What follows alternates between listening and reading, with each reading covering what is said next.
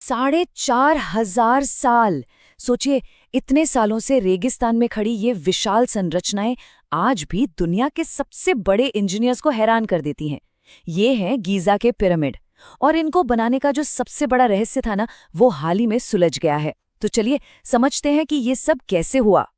तो देखिए, सबसे बड़ा सवाल हमेशा से यही था कि आखिर इतनी विशाल, इतनी भारी भरकम इमारतें उस जमाने में बिना किसी मॉडर्न टेक्नोलॉजी के ऐसे मुश्किल रेगिस्तानी माहौल में बनी तो बनी कैसे।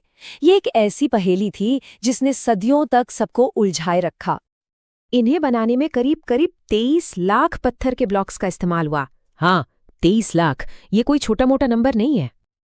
और इन पत्थरों का वजन जरा अंदाजा लगाइए। कुछ पत्थर 2.5 टन के थे तो कुछ का वजन 80 टन तक था। मतलब इतना भारी कि आज की सबसे एडवांस्ड मशीनों के भी पसीने छूट जाएं। और ये सारा काम हुआ शून्य मॉडर्न मशीनों की मदद से।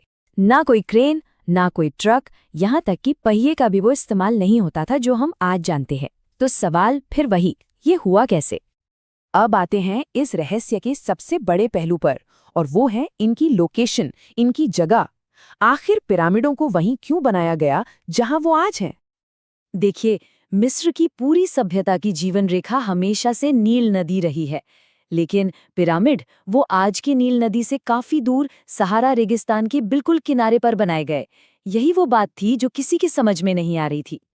तो सबसे बड़ी पहेली यही बन गई कि अगर पत्थर आसपास की खदानों से नहीं आए तो फिर 80-80 टन के ये विशाल ब्लॉक्स रेगिस्तान पार करके लाए कैसे गए।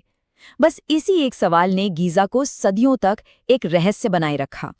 चलिए अब सीधे उस खोज पर आते हैं जिसने इस पूरे रहस्य से पर्दा उठा दिया। और यहीं से कहानी शुरू होती है, एक ऐसी नदी की जो वक्त के साथ कहीं खो गई थी। हाल ही में हुई एक साइंटिफिक रिसर्च ने इस पूरी पहेली का वो सबसे जरूरी टुकड़ा हमारे सामने रख दिया है, जो हजारों सालों से इतिहास की रेत में कहीं दबा हुआ था। पता है क्या चला कि जिस नील नदी को हम आज देखते हैं वो हमेशा से ऐसी नहीं थी। 4,500 साल पहले इसी नील नदी की एक और शाखा, जिसे वैज्ञानिक अब अहरामत ब्रांच कहते हैं, ठीक पिरामिडों के पास से होकर बहती थी। मतलब पिरामिड रेगिस्तान में नहीं बल्कि नदी के किनारे ही बनाए गए थे। वक्त के साथ वो नदी सूख गई और रेगिस्तान के नीचे दफन हो गई। और बस इस एक खोज ने जैसे पूरे पुराने ब्लूप्रिंट को साफ कर दिया। अचानक से ये समझ आने लगा कि प्राचीन मिस्र के लोगों ने असल में क्या और कैसे किया था। अब पूरी तस्वीर बिल्कुल साफ हो जाती है। पत्थर मीलों दूर की खदानों से बड़ी बड़ी नावों पर लादे जाते थे।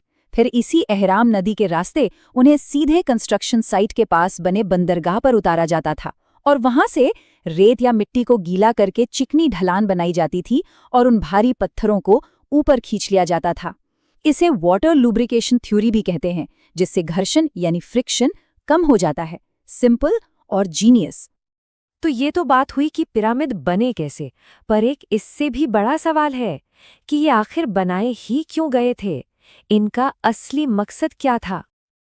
प्राचीन मिस्र के लोगों के लिए पिरामिड सिर्फ मकबरे नहीं थे, वे एक तरह से उनके राजा यानी फराओ के लिए रीबर्थ मशीनें थीं।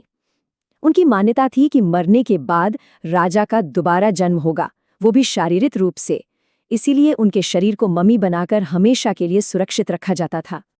और इसीलिए फराओ के साथ मकबरे में सोना, चांदी, खाना पीना और रोजमर्रा की हर जरूरी चीज रखी जाती थी।